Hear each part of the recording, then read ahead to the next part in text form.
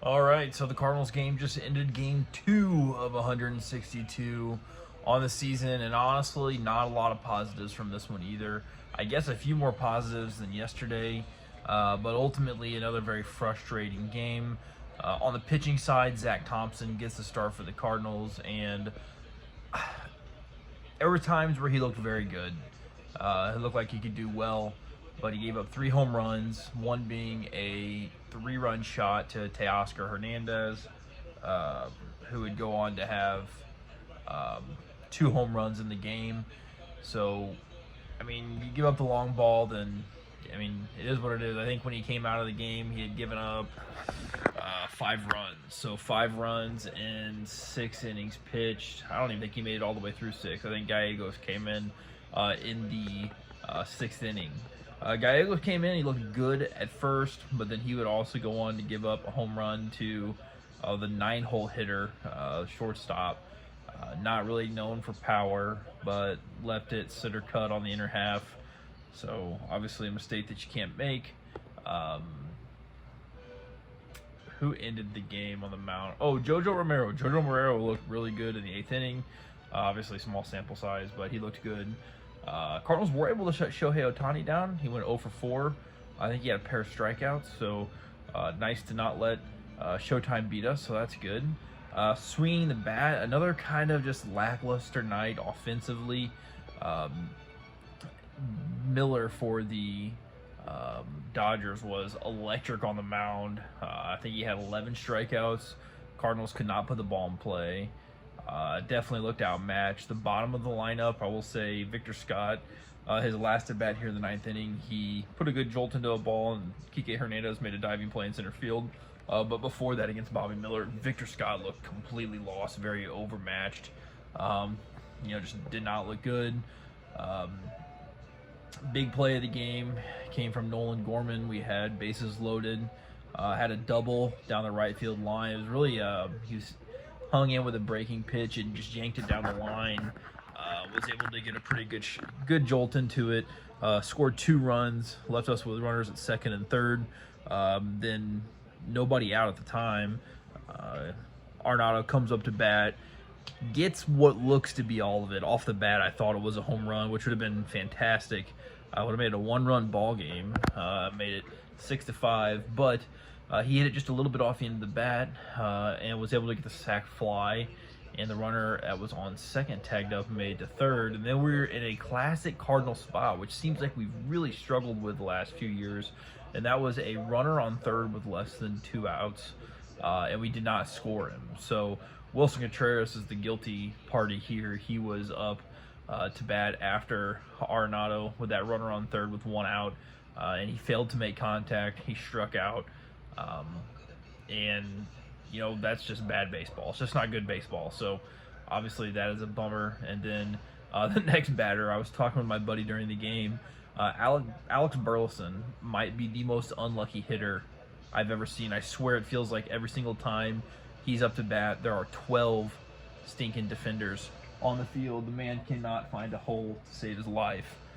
So I feel for him there. He hit a freaking line drive right back up the middle off the pitcher. I think it went off of his heel of his glove, and it bounced right to Mookie Betts at second base, and that ended the threat that inning. The only thing really of note that I will say in regards to the game that I have not already mentioned is that, holy crap, Mason Wynn can freaking throw, and we knew that coming into the season. He made a great defensive play at shortstop, so that was great to see, but he had a couple throws from shortstop where he just kind of let it go, and dang, he can throw hard. The one that really sticks out in my head was a double play that was turned on Shohei Ohtani. He hit a ground ball to Gorman. Gorman flips it over to Mason Wynn, and Mason Wynn just throws an absolute freaking missile over to Goldschmidt to beat Ohtani by half a step. And, it's a good thing that the MLB extended the netting down the first base line, because the first time that Mason Wynn lets one fly and it would have went into the stands, he would have killed somebody. I swear he is throwing. I just can't recall a shortstop throwing across the diamond that hard. I mean, I remember watching like David Eckstein and even Tommy Edman look like they, great feet, great hands, but they, struggled getting it across the diamond with any kind of velocity. But Mason Wynn, his arm just looks electric, which makes sense. I mean, he was a former, um, played both ways, pitched and hit. But obviously the Cardinals have stuck with him, just hitting, and he plays solid defense. So that is something that's definitely going to be fun to watch throughout the season. Very excited for that. Defensively, the only other thing that I will say, it was not an error, but there was a ball hit down the third base line that I think typically Nolan Arenado would make the play on, but it kind of caught him in an in-between hop. It was a backhand, and he just didn't make the play. It was a double down the line. The announcers made comment of that as well. And the last thing I will say before I get off here, I hate Apple TV Plus. It's the second game of the season. I've had to use 2 different services to watch the Cardinal game. I just signed up for a free account, for free weekly trial of Apple Plus TV. I will be deleting that right now after I get done recording this video and uploading it to YouTube. I absolutely hate it. MLB, you have got to figure this out. Cardinals, you have got to figure this out. We need one network that we can watch the Cardinals games on. I will pay $20 a month straight to, write the check to Bill DeWitt. I don't really care. All I want to do is watch the Cardinal games. I don't need all the other channels. I don't need anything else. I'm a Cardinal fan, and I want to watch the Cardinals games. So MLB, St. Louis Cardinals, please figure this out. And also, I hate the broadcast on Apple TV Plus. I want to hear the Cardinals announcer. Obviously, I miss Dan McLaughlin still, but I think Chip Carey does a great job. I want to hear Chip Carey call the Cardinals games. Obviously, the Dodgers are all the rage right now. I get it. They're fantastic. They're going to be really good. They might win 120 games. I don't know.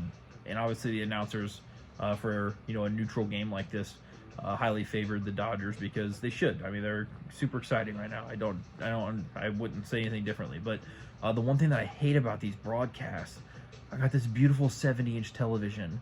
And whenever they are interviewing a coach or a player on the field, they have them mic'd up or whatever, which they did not mic up a Cardinals player, which that's BS. Whatever. Who cares? But whenever they mic them up, they do the split screen thing, and they make the actual game super small. I'm like, I just want to watch the freaking game. I don't care about what the Dodgers shortstop looks like. I don't care about, what Oli Marmol looks like. And I've said a couple times this is the last thing, but this really is the last thing. I think Oli Marmol, depending on how this road trip goes, he might actually get booed when announced at the home opener next week on Thursday. It might be the first time that a Cardinals coach gets booed on opening day in front of the home crowd. We'll see. I don't know, but I cannot stand Marmol.